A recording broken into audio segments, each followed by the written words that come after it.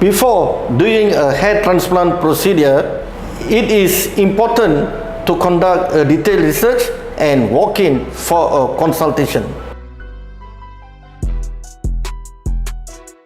Ask your doctor about your condition and what are the best protocol, either surgical or non-surgical approach.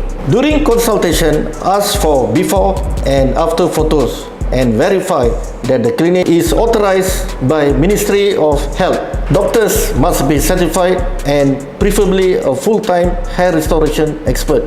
Most of the hair transplant procedure can be done through local anesthesia without the use of any sedation. It is much safer practice and patient can immediately go back home after the procedure. Finally, be aware of ghost hair transplant because the ISHRS is against this method through Fight the Fight campaign.